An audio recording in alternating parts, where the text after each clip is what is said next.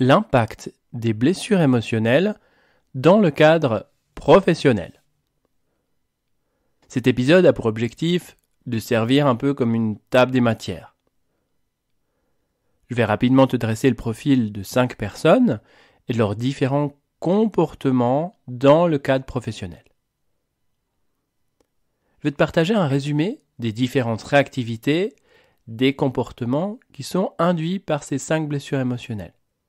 Donc, profil 1 va te parler de la première blessure émotionnelle.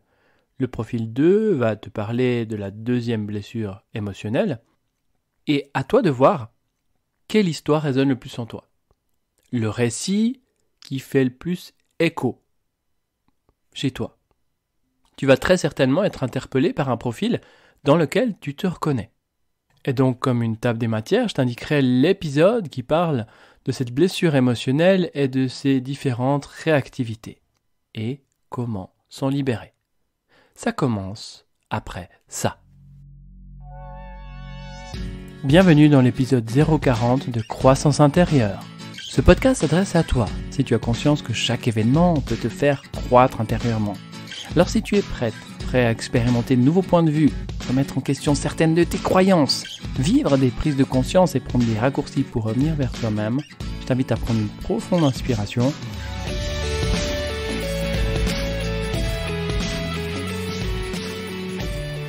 Profil 1, Pierre. Pierre est informaticien. Il veut bien faire. Dès lors, il a tendance à beaucoup, mais alors beaucoup ressasser. Même lorsqu'il est arrivé à la maison le soir, il continue à penser s'il a bien clos tous ses dossiers du jour. Pierre, il a tendance à être timide. Et lorsqu'il y a un problème, il le prend facilement contre lui. Il a souvent la boule au ventre, ayant peur d'avoir fait une erreur, d'avoir mal fait quelque chose. Et ce, même après une vingtaine d'années d'expérience dans l'entreprise. Pierre stresse beaucoup parce qu'il veut bien faire. Il a peur lorsqu'il doit parler en réunion. Il se sent incapable.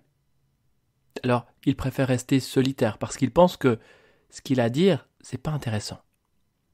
Et son regard, bien souvent, a tendance à éviter celui des autres. Il regarde plutôt par terre. Pierre, il manque de confiance en soi et d'estime de soi. Et lorsqu'il y a un malentendu, un conflit au travail, Pierre s'emporte et part. Il le fait systématiquement. Si tu te reconnais dans le profil de Pierre, je t'invite à écouter l'épisode 035 « Comment la blessure de rejet t'impacte dans ta vie pro ».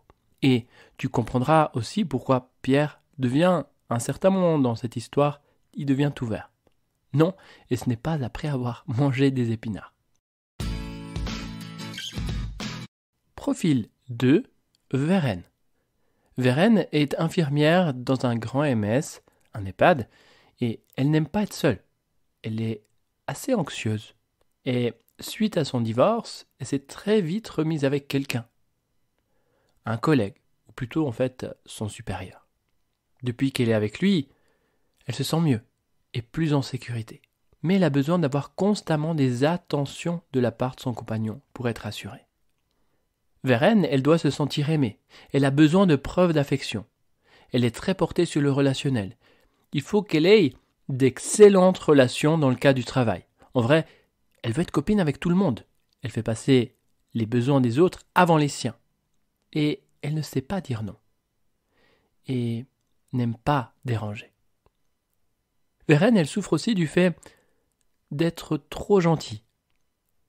Gentil, c'est bien, mais trop, dès qu'on est dans l'excès, aïe aïe aïe. Et bien souvent, elle se dit « Pourquoi j'ai encore dit oui, alors qu'au fond, je pensais non ?» Si tu te reconnais en Vérène, écoute l'épisode 036, la blessure d'abandon, et découvre comment cette peur de dire non va saboter Vérène. Profil numéro 3, Mathieu. Mathieu est cadre dans un office de tourisme d'une grande ville. Il a sous ses ordres 15 personnes. Et il se dit que s'il a ce poste, c'est vraiment par chance. C'est en tout cas pas en lien avec ses compétences. Parce qu'il pense que lui-même est incompétent. Pourtant, de l'extérieur, c'est quelqu'un de très compétent. Mathieu, il a tendance à se dévaloriser. Il ne se sent vraiment pas à la hauteur dans son poste. Il souffre de ce qu'on appelle le syndrome de l'imposteur. Il est sûr qu'à un certain moment, un collègue va le démasquer.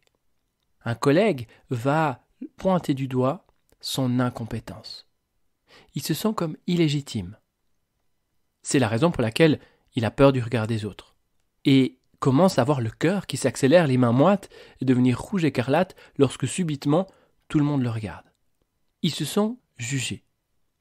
Mathieu, il a horreur des moqueries. Il a un dialogue intérieur dévalorisant.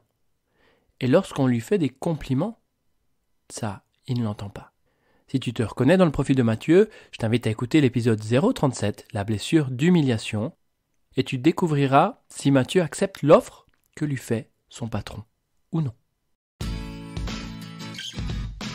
Profil numéro 4, Anthony.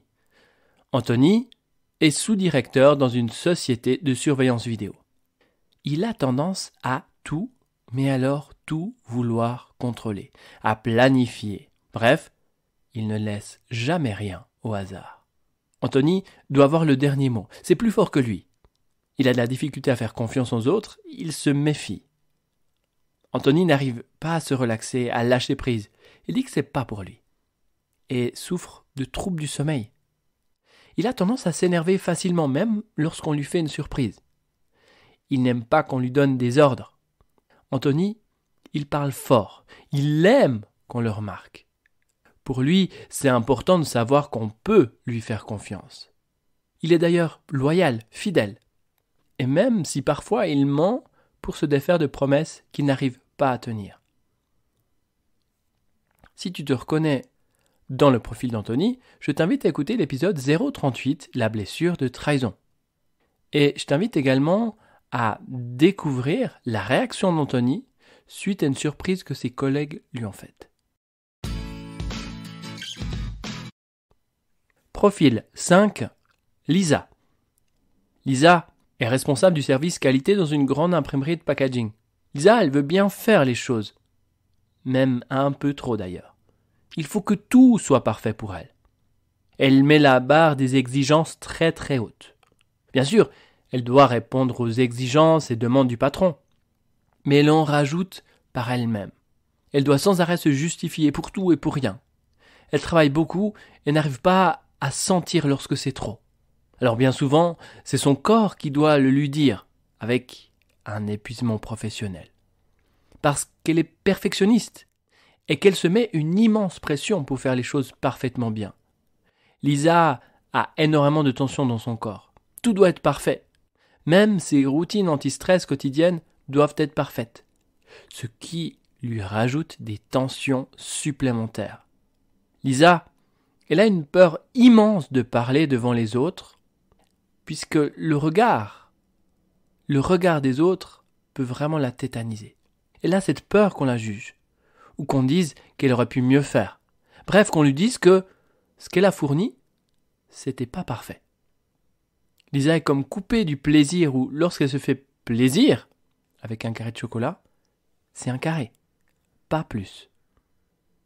Lisa, elle a développé une énorme capacité à pouvoir se contrôler elle-même. Si tu te reconnais dans le profil de Lisa, je t'invite à écouter l'épisode précédent, donc le 039, la blessure d'injustice. Et tu verras si le perfectionnisme de Lisa va l'aider ou la desservir dans la carte de vœux qu'on lui a commandée. Dans quelle histoire est-ce que tu te reconnais ? C'est possible que tu te reconnaisses dans 1, 2, 3 histoires, mais généralement, il y a une histoire qui fait plus résonance en soi. Alors si tu te reconnais dans cette histoire, c'est pas que je sais tout de toi, mais je connais les différentes réactivités et les différents comportements, pensées qui sont en lien avec cette blessure émotionnelle particulière. Sache que, en te reconnaissant là-dedans, ça signifie que tu portes cette blessure-là, mais que ce n'est pas toi. Et que dès lors où tu prends conscience que ce n'est pas toi, tu peux faire un chemin pour te libérer de cette blessure-là. Et c'est une libération qui peut se faire quasiment instantanément, avec la méthode libre, en séance individuelle ou cabinet. Si tu souhaites me soutenir et m'encourager à continuer, je t'invite à t'abonner sur une des différentes plateformes de podcast et à laisser un avis 5 étoiles.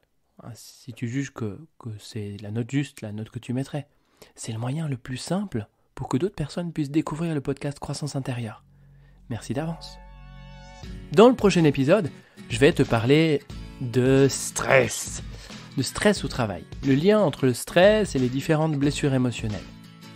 Tu vas également découvrir pourquoi c'est important de bien savoir identifier ses propres blessures pour comprendre la source du stress et pouvoir s'en libérer définitivement. Alors, on se retrouve dans le prochain épisode et d'ici là et jusqu'à notre prochain rendez-vous, au travers des différents événements en situation que tu vis, continue sans cesse de croître intérieurement. Merci.